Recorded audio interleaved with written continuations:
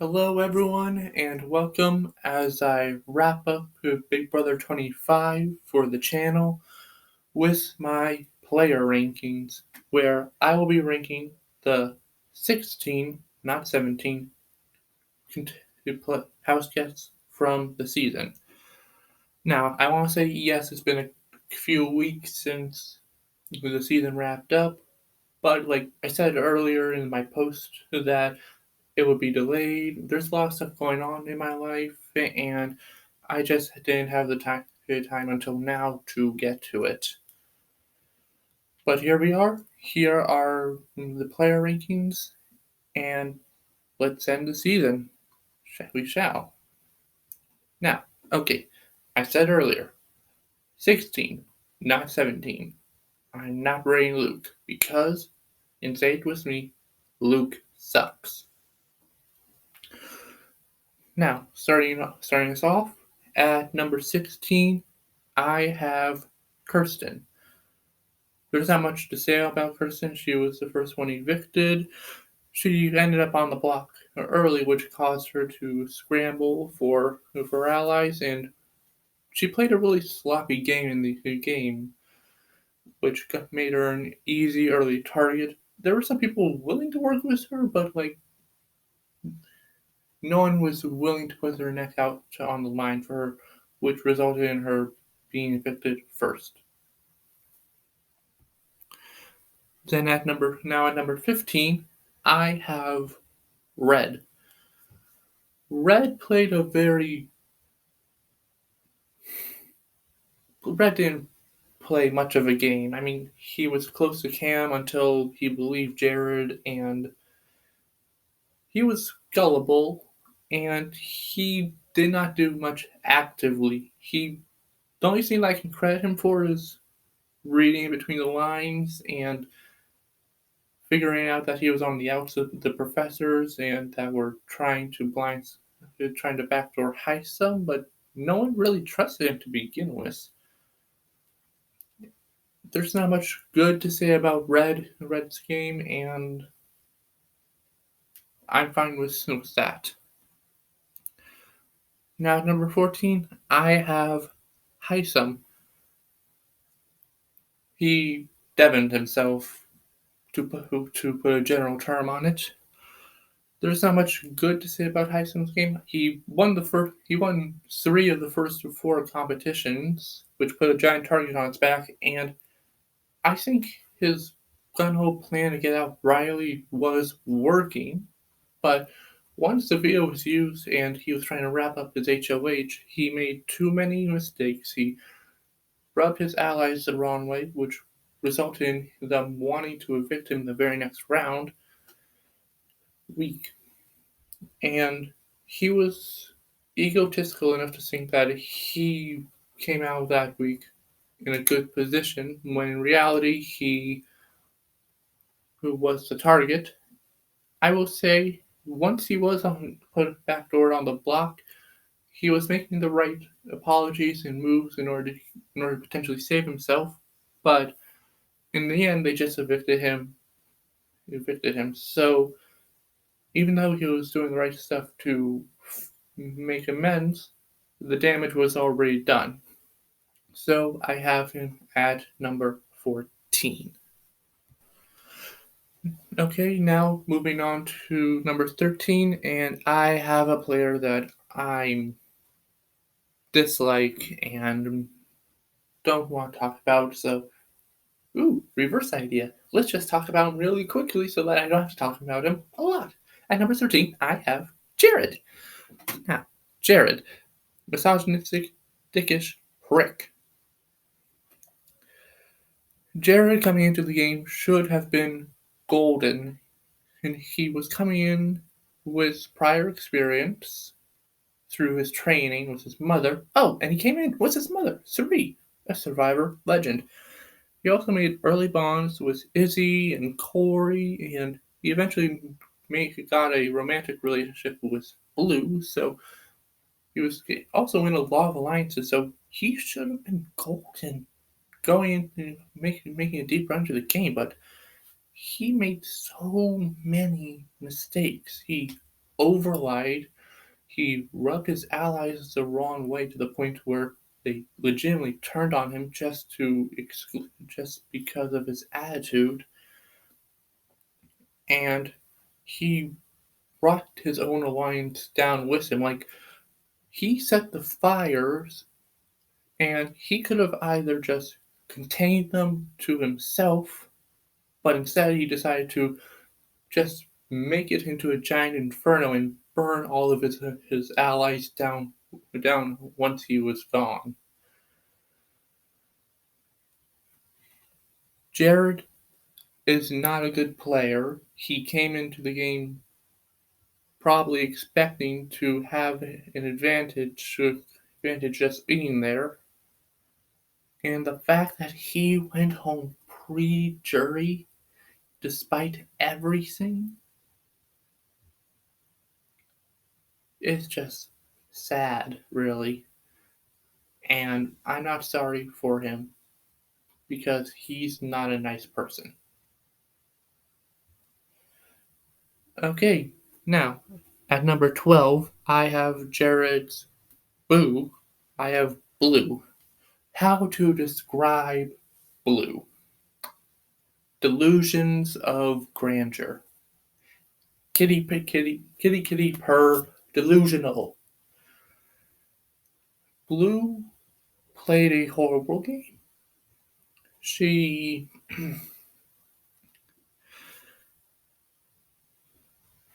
she made dumb moves for herself. She was too emotional within the game, and she was playing to lose. And as soon as Jared was evicted, her sole priority became just get out Corey. And I'll give her this, in a way, she was able to do that, but she was so delusional thinking that she had Jag, Matt, Suri, Felicia. She thought she was in a good position, but in reality, probably ever since after Zombie Week, she was always a target. She was always a target. She had no clue that she was.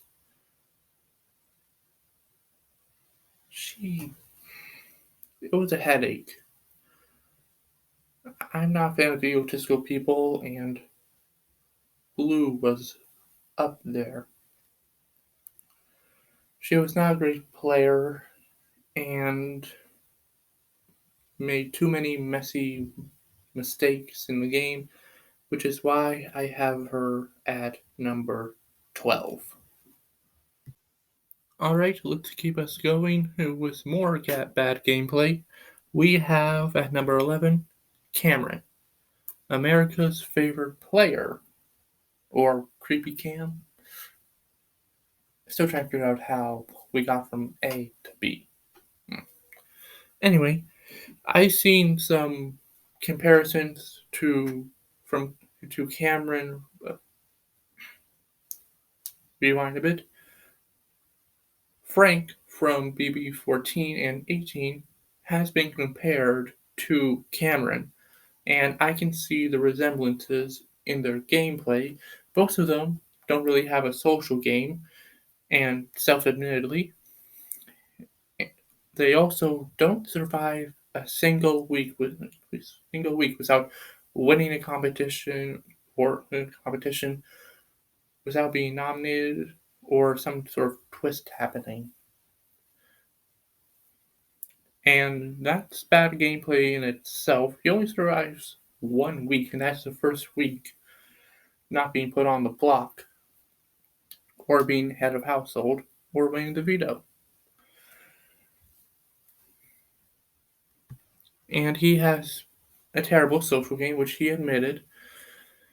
He also has terrible reads in the game, like during the early portion of the games where he thought he was in a decent position, even though Red was literally just evicted.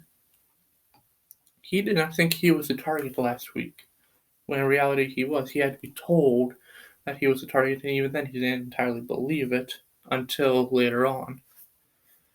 But I will admit he did make some pretty smart moves once he did realize that he was in a horrible position. He flipped the house on his head, which I will admit is impressive. But does it make up for the fact that Cameron played a horrible game? No. So I have him here at number 11. At number 10, I have our last preacher, Nicole. Now, there's not a lot of bad things I can say about Nicole's game because there Nicole wasn't really trying to play the game actively. She was a very passive player, letting the game come to her. Like she actively tried to avoid having conversations or making strategic plans with her so-called friends or allies or stuff like that. And she thought it was a good game, which in the original stages of the game, it kept her from being in anyone's mouths. No one wanted to put her up until that final week of hers, where Cameron put her originally up as a pawn next to Felicia. But once certain people such as Jag, Corey, America, Matt, Bowie realized that keeping Felicia would better their games rather than keeping Nicole, she had no social capital or allies that would be willing to save her. So even though I give credit to Nicole for playing the game to not be active, it's that inactivity that inevitably cost her, and that's why I have her at number 10. Now, at number 9, I have, if you can believe it, the second boot of the season, which goes to show you how bad all these other players are. I have literally the second evicted person of the season at number 9. I think that's saying something in itself, but I have Riley here. Now, I will say this Riley did not play much of a game. She was only there for 2 weeks, but when she was there, she got a lot of traction going for her. She put together the initial power structure, which was the handful, and she had legitimate allies that wanted to keep her, like Jag, Matt, and Blue. I could even say, like, maybe Jared, Corey, and America, and Cameron wanted to keep her around. She had people willing to go to bat for her, and we definitely saw that. Like there was a legitimate faction trying to keep her during that week. And even though she was a bit of a sloppy, passive player, I give credit where credit's due, and I think Riley deserves some credit when it comes to knowing how to read the game. And even after she was evicted, her words still carried weight with certain allies of hers, such as Jag and Matt. Her final words to them really showed in their further game ability.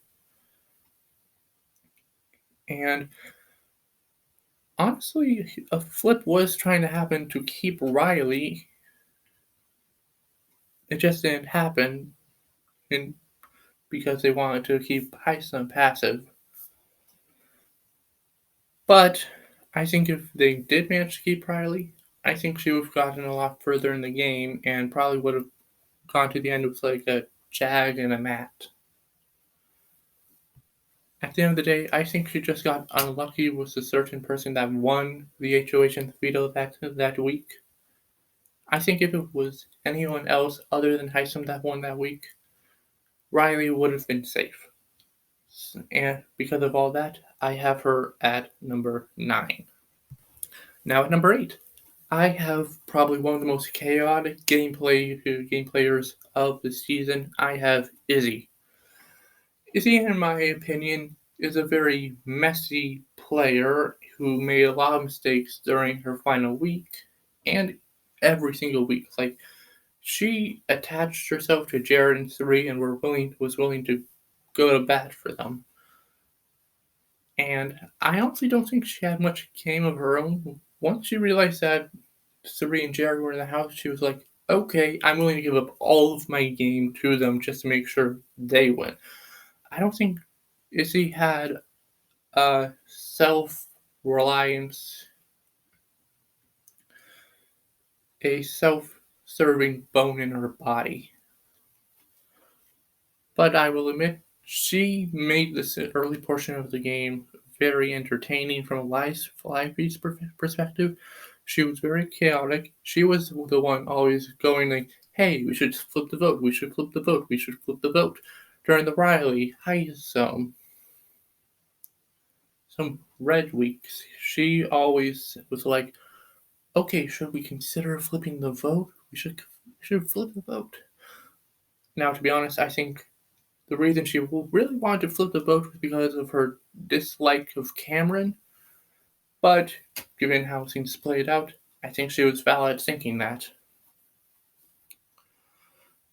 And I think her influence over players like Sari really changed stuff because I don't think Sari would have played the way she did this season if it wasn't for Izzy. Like, we've seen her do 4 seasons of Survivor. That's not the Sari play style.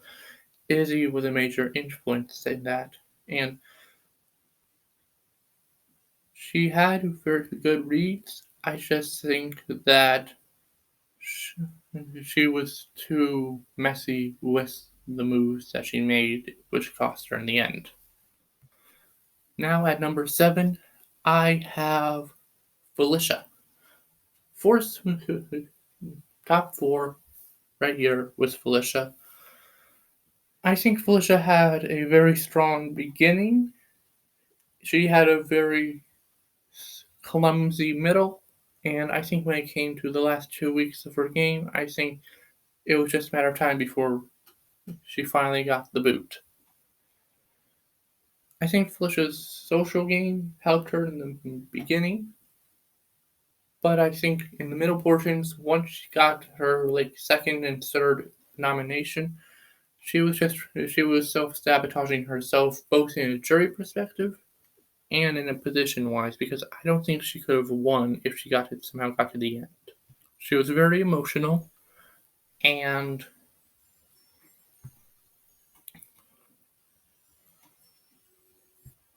was self-sabotaging herself more often than not. We'll give Felicia credit for knowing when certain allies were going to turn against her and jumping ship and making them a target ahead of her. So I'll give her credit for that, and that is why I have her at number 7.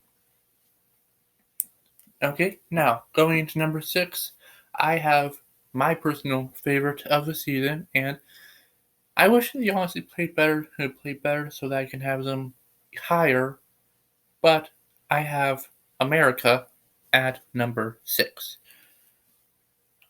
I think America played a good game given the hand she was dealt at the very beginning. Like, Izzy, Sari, Felicia won, nothing to do with her. Her relationship with Corey was the strongest, obviously. They're still together. I think that America did play a good social game. She was a bit messy with certain information she gave out to certain individuals, mainly Blue, because that was the main source of information that ended up costing her the most. She was a critical part in the Izzy move, and which I think was the real game changer move of the season, and I give the most credit to America for pulling that move off. She managed to save herself on multiple occasions through her social game. It just came down to certain individuals that she trusted, like Jag and Matt, were thinking multiple moves ahead of her and not to include her on them.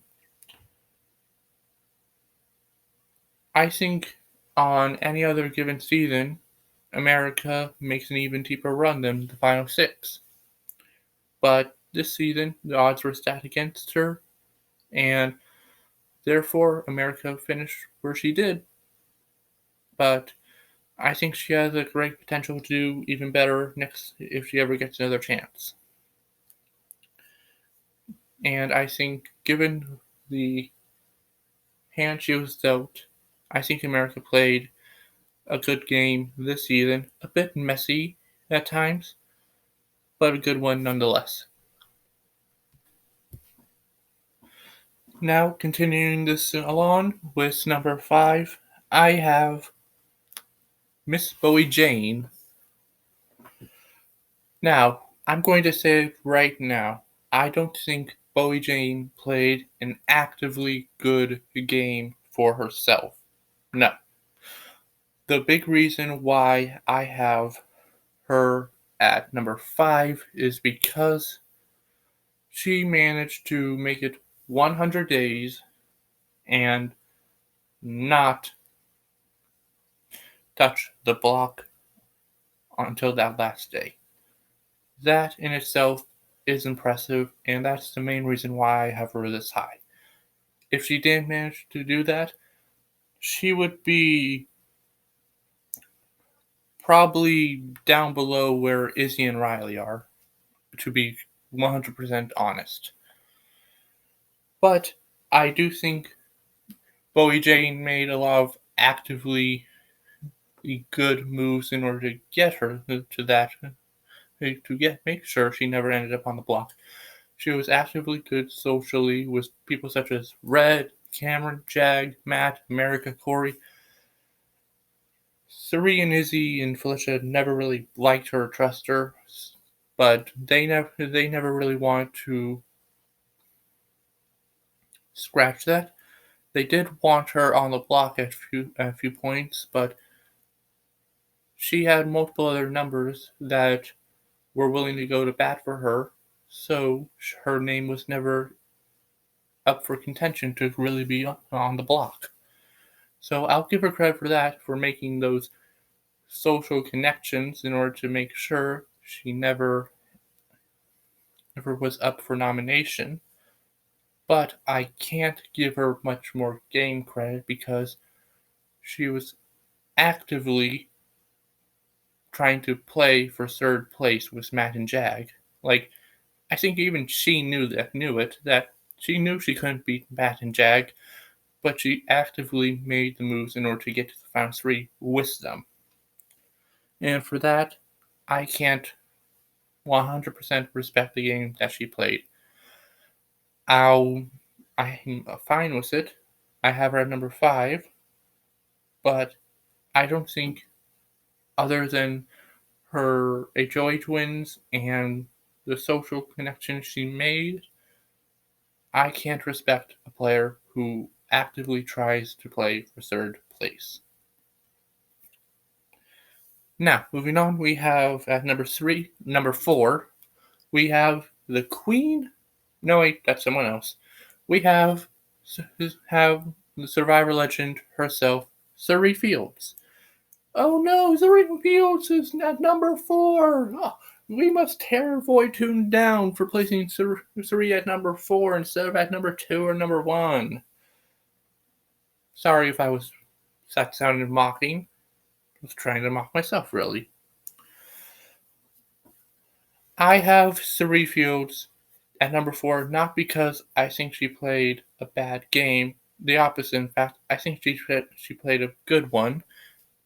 I think she played a good first 5 to 6 weeks. And then once Izzy and Jared went, her plan was just don't do anything and complain the whole time about being here. I do think she made actively good moves during that phase as well. She managed to get to number 5, get to 5th place, but it's like analyzing two different games. The power position strategist leader and the under the radar player who can't really get a plan in motion to save herself. I think bad moves were being done in both phases of her game, but I also think that all the good that she was able to do cancels them out. I'll also give her credit. She went into the game with advantages and she used them. And for being such a high caliber player and people knowing that, she wasn't targeted that often. The only people that were really trying to target her were Bowie Jane, Cameron, Jag at the very end. And she got solid alliances with with Matt and Corey and other people such as themselves, but they knew they weren't willing to take her to the end. And for all those reasons, I have Sari at number 4.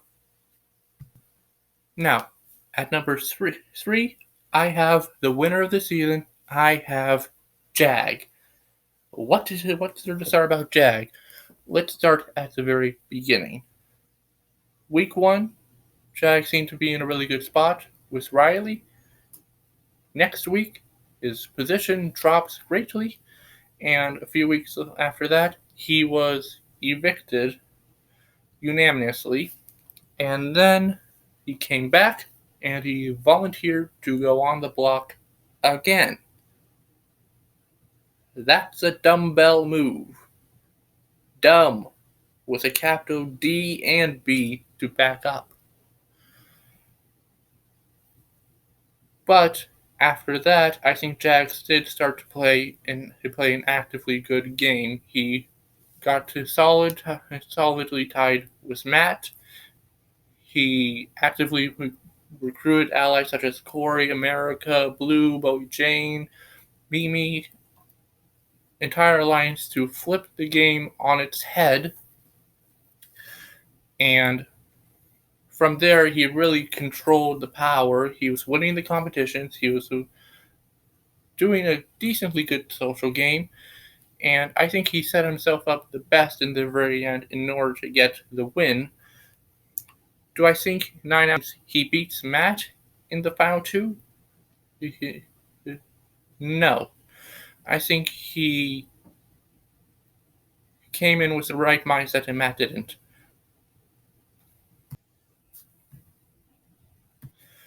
I think Jag came into it the right way. He laid it all out all on the line. He laid out every single move that he did in order to get there and to put himself in the best position, starting with taking out Cameron and then forming the Mafia to get them to the very end, because he knew that every step he took would get him further to the end. And even though you didn't like it and that you weren't the biggest fan of me, I played you the best, and I therefore deserved the win.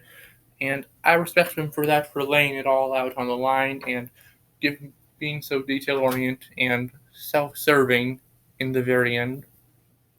I do think he wasn't the perfect player here or the most self-aware or self-aware. So I have him at number 3. That and the fact that he was evicted unanimously. So I have him at number 3.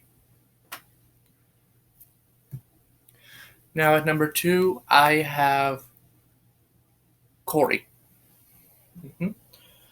I think Corey played a very good game up until Zombie Week.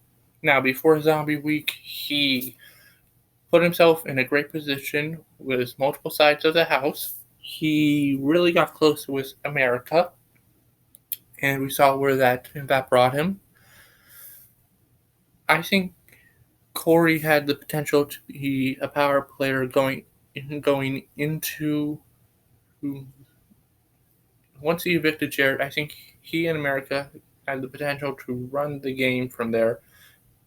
It just so happened to be then a week that essentially paused the game, and he lost a lot of social capital that week, and he ended up becoming a huge target.